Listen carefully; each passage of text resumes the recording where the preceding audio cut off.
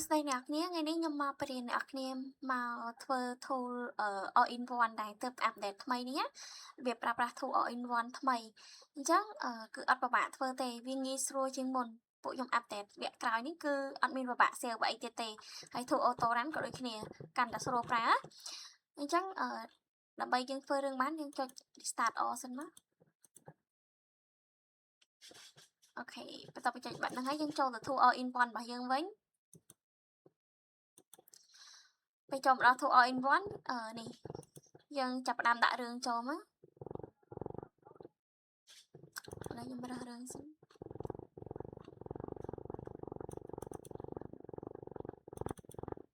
អូខេឧទាហរណ៍ថារឿងនេះចា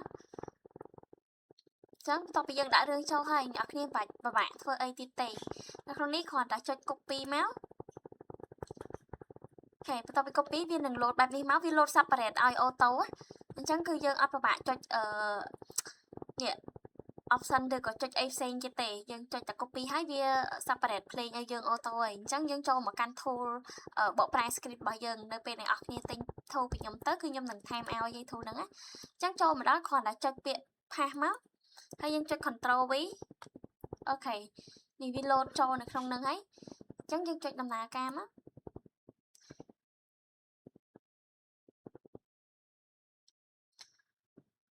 អញ្ចឹងយើងចាំវាបន្តិចទៅវានឹងបកប្រែឲ្យយើងហើយកន្លែងនេះពេល separate អ្នកនរគ្នាត្រូវចំណាំមើលផងដើម្បីជៀសវាង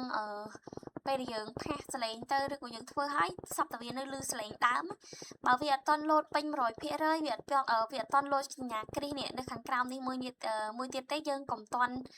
pass script យើងចូលអញ្ចឹងយើងទៅរងចាំតិចទៅនេះឥឡូវ script យើងបានហើយអញ្ចឹងពេល script បានយើងគ្រាន់តែចុច copy មកបានហើយនេះមិន save មិនអីទេចុច copy រួចយើងចូលមកកាន់ tool នេះឥឡូវ tool របស់យើងវាចាប់ផ្ដើមដំណើរការចិត្តពេញហើយអញ្ចឹងចាំពេលវា separate ពេញចាំយើង pass script ចូលបើវានៅអត់តន់ load ទេគឺយើងកុំតន់ pass script ចូលនេះឥឡូវវាចាប់ផ្ដើមដំណើរការ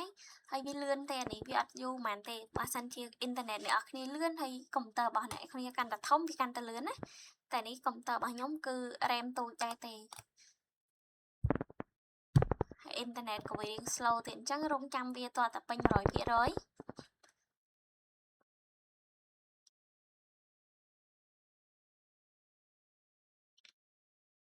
ឡូវពេញ 100% វានឹង load សញ្ញាគ្រីសមួយនេះនៅខាងក្រោមនេះអញ្ចឹងអ្នកនរគ្នាត្រូវចំណាំមើលឲ្យមែនតែនព្រោះភាគច្រើនឃើញភ្ញៀវដែលទិញទៅគាត់យកទៅធ្វើទៅគាត់តែងតែមកសួរខ្ញុំវិញថាមិនបាននៅលើសលេងដើមអីអញ្ចឹងណាព្រោះមូលហេតុដែលនៅលើសលេងដើមគឺវាអត់មាន load សញ្ញាគ្រីសខាងក្រោមហ្នឹងអញ្ចឹងអ្នកនរគ្នាត្រូវពិនិត្យមើលបើសិនវាអត់ទាន់ load ទេកុំទាន់អាល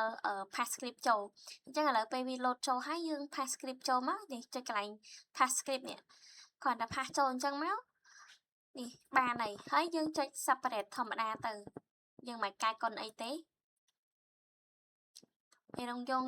យើងរងចាំតាមមួយផ្លែតទៅគឺវានឹងបកបានហើយលឿនទេសម្រាប់ tool ខ្ញុំណាហើយសម្រាប់ script តាម script នេះណា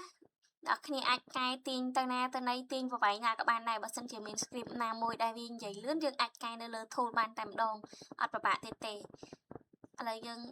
មកចុចស្ដាប់សាកមើលទៅនេះ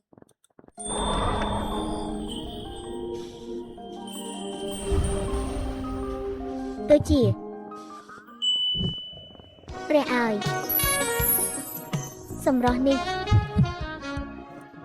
សង្ហាជាងតួឯកប្រុសគ្រប់រឿងដែលខ្ញុំធ្លាប់មើលទៅទៀតឯងកំពុងធ្វើអីហ្នឹងចាំកាលខ្ញុំឆ្លងភពមែនទេខ្ញុំកំពុងតែសម្រាកមើលរឿងតើទើបតែដាក់គោលដៅឆ្នាំថ្មីសោះតែជាឆ្លងភពមកទីនេះទៅវិញគម្រោងហាត់ប្រាណរបស់ខ្ញុំមិនទាន់បានសម្រេចផងគោលដៅនៅចំពោះមុខហើយអរគុណព្រះជាម្ចាស់ទោះខ្ញុំធ្វើពុតជាសុភាពរៀបសារក៏ទ្រង់ដឹងពីចរិតពិតរបស់ខ្ញុំដែរប្រព័ន្ធកំពុងដំណើរការមានប្រព័ន្ធជំនួយទៀតអេត្រឹមស្រីដូចនាងសំនឹងអធិរាជស៊ូក៏សម្លឹងមើលដែរចង់ឡើងក្រែត្រង់អេចាំទុកទៅនាងឥឡូវឧទាហរណ៍ថា script នេះវានិយាយត្រឹមស្រីដូចនាងសំនឹងអធិរាជស៊ូក៏សម្លឹងមើលដែរចង់ឡើងក្រែត្រង់អេបើសិនជាវារៀងនិយាយលឿនចឹងអ្នកគ្នាគ្រាន់តែចុចទាញវាមកនេះត្រឹមស្រីដូចនាងសំនឹងអធិរាជស៊ូក៏សម្លឹងមើលដែរចង់ឡើងក្រែត្រង់អេ ត្រឹមស្រីដូចនាងសំនឹងអធិរាជសុខសម្លឹងត្រឹមស្រីដូចនាងសំនឹងអធិរាជសុខសម្លឹងមើលដែរចង់ឡើងក្រែត្រង់អេ ចឹងអ្នកគ្នាចុចទាញវាប្រហែលដងក៏បានដែរទាញវាឲ្យវាតតតែលេងនិយាយលឿនណា ត្រឹមស្រីដូចនាងសំនឹងអធិរាជត្រឹមស្រីដូចនាងសំនឹងអធិរាជសុខសម្លឹងមើលដែរ ឥឡូវពេលយើងទាញវាត្រូវចិត្តអស់ហើយអញ្ចឹងយើង play ស្ដាប់ទៅវាលែងសូវលឺលឿន ត្រឹមស្រីដូចនាងសំនឹងអធិរាជសុខសម្លឹងមើលដែរចង់ឡើងក្រែត្រង់អេ គ្រាន់តែជាទូជំនួសប៉ុណ្ណោះ អូខេពេលយើងស្ដាប់អញ្ចឹងហើយអស់ហើយអ្នកគ្នាអាចបន្ថែមblur ឬក៏ text ឬក៏ image អីទៅតាមដែរអ្នកទាំងអស់គ្នាចង់ដាក់ទៅឥឡូវកន្លែងនេះគឺយើង add blur អញ្ចឹងឧទាហរណ៍ថានេះយើងដាក់ blur បាំងអក្សរនេះមកអូខេយើងចុច mouse ស្ដាំដើម្បីដាក់ blur វាច្បាស់ឬក៏អត់ច្បាស់តាមតែអ្នកគ្នាទៅនេះហើយនេះ image ចង់ដាក់ logo អីគេអ្នកគ្នាអាចដាក់បានដាក់ logo ចេះមកអូខេស្រាប់តែដាក់ logo ហើយអ្នកគ្នាចង់ដាក់អីបន្ថែមទៀតមុខងារវាមាននៅក្នុងនេះកន្លែងនេះដើម្បីដាក់អក្សរឬក៏ដាក់ image អីឲ្យវារត់ចុះឡើងឡើងលើចុះក្រោមឡើងលើចុះក្រោមណាអ្នកគ្នាប៉ុន្តែនេះខ្ញុំអត់ដាក់ទេអញ្ចឹងបន្ទាប់ពីប៉ុណ្ណឹងហើយយើងអាច export បានហើយយើង export ចេញមកក្រៅដើម្បីយករឿងនឹងទៅផុសបានហើយយើង export ចេញមកកន្លែងនេះអ្នកគ្នាចង់ដាក់សូសដើមវាក៏បានចង់ដាក់នេះ 2K 4K ឬក៏ 8K អីទៅតាមដែរកុំព្យូទ័រអ្នកគ្នាអាចដាក់បានទៅឥឡូវខ្ញុំអត់រើសទេគឺដាក់សូសដើមវាតែម្ដងអញ្ចឹងយើងចុច export យើងចាំតែមួយផ្លែទៅគឺវានឹង export ចេញបានហើយដោយសារតែ tool នេះលឿនដែរទេអ្នកគ្នាវាអត់មានត្រូវការចំណាយពេលយូរនៅក្នុងការធ្វើរឿងទេឥឡូវរឿងនេះយើងបានទេ គឺជាព្រះឲ្យសម្រស់នេះសង្ហាជាងតួឯកប្រុសគ្រប់រឿងដែលខ្ញុំធ្លាប់មើលទៅទៀតឯងកំពុងធ្វើអីហ្នឹង អូខេបន្ទាប់ពីយើងបានរឿងប៉ុណ្ណឹងហើយយើងអាចយករឿងនឹងទៅផុសបានដែរនៅលើ Facebook page ឬក៏ YouTube TikTok ដើម្បីរកលុយចឹងទៅហើយបើសិនជាអ្នកទាំងអស់គ្នាចង់ប្រើលើមុខងារ Auto Run គឺអត់ពិបាកទេគ្រាន់តែអ្នកគ្នាចូលមកកាន់នេះ Auto Run មកគឺយើងអាចដាក់វីដេអូចូលកន្លែងនេះមកគឺបានហើយនេះគ្រាន់តែចុច add វីដេអូចូលមកឥឡូវខ្ញុំលើកឧទាហរណ៍អូខេចុចទាំងចឹងមកនេះវានឹងតម្លាក់រឿងចូលហើយ Auto Run ងាយស្រួលប្រើខ្លាំងមែនតើគ្រាន់តែតម្លាក់រឿងចូលហើយអ្នកនរគ្នាចង់ដាក់បន្ថែម blur គឺដាក់ឲ្យហើយទៅហើយបើអត់ចង់បន្ថែមទេនេះ